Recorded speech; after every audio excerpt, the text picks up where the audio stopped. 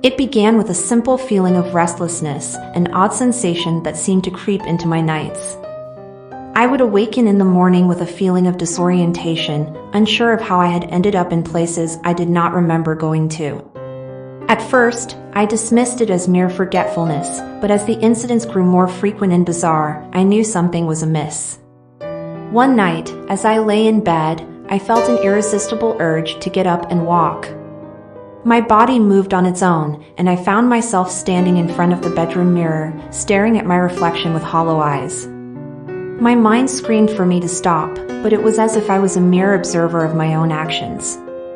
The next morning, I woke up in the living room, sprawled on the couch with no memory of how I had gotten there. My heart raced, and I wondered if I had started sleepwalking. I consulted a doctor, hoping for a logical explanation, but the tests revealed nothing unusual. It might be stress-related, the doctor said, but I knew it was more than that. As the weeks went by, my sleepwalking episodes became more frequent and unpredictable. I would find myself in the kitchen, the garden, and even outside the house, wearing nothing but my nightgown in the cold night air. Each morning, I woke up with a sense of dreading the discovery of where I would find myself next. One night, after a particularly long day at work, I collapsed into bed, hoping for a peaceful night's sleep. But as the clock struck midnight, I felt that all too familiar restlessness once again. My body moved with an eerie grace, as if guided by an unseen force.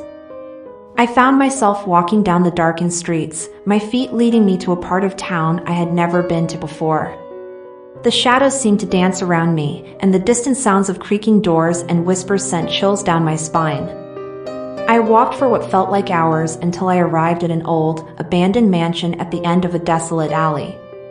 The sight of the dilapidated structure sent a shiver down my spine, but I couldn't resist the magnetic pull that drew me closer.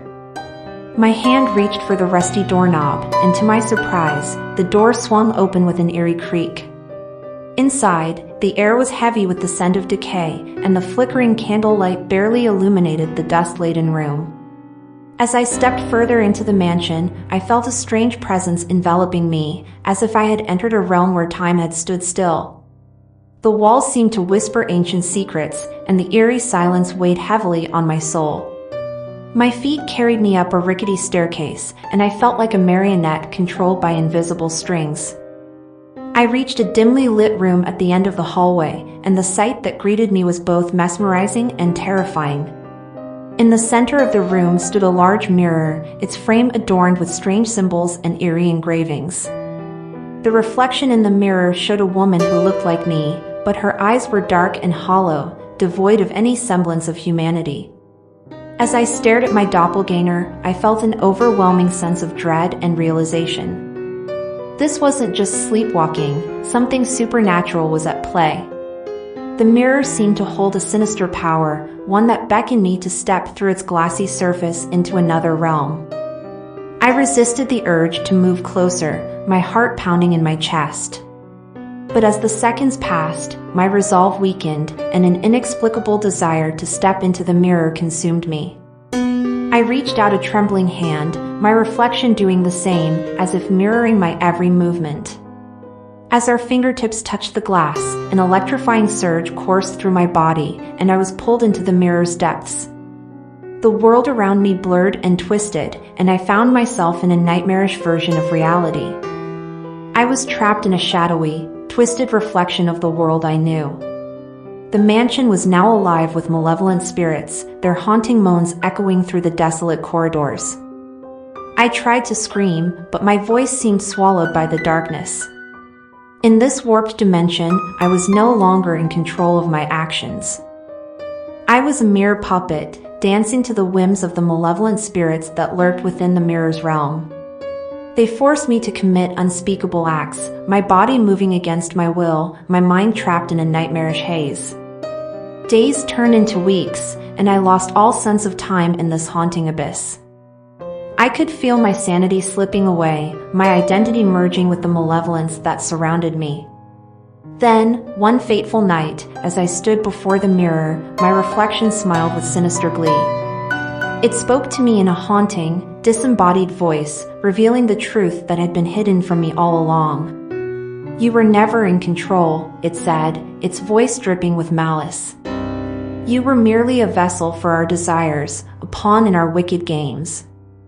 As the words echoed through the darkness, I felt a surge of anger and defiance rise within me. I refused to be a puppet any longer. With every ounce of strength, I mustered the will to break free from the malevolent spirit's grip. With a scream of defiance, I shattered the mirror with a heavy candlestick. The glass splintered into 1,000 pieces, and the spirit's hold on me dissipated like smoke in the wind. I stumbled out of the mansion, back into the real world, free from the mirror's haunting grasp. But the horror of my nightmarish ordeal remained etched in my mind, a constant reminder of the darkness that lurked within. To this day, I still wonder if it was all just a dream or if I truly entered a twisted reflection of reality. But one thing is certain, I will never look at mirrors the same way again, for I know that behind their glassy surfaces, an eerie and malevolent realm may lurk, waiting to ensnare unsuspecting souls in its haunting grip.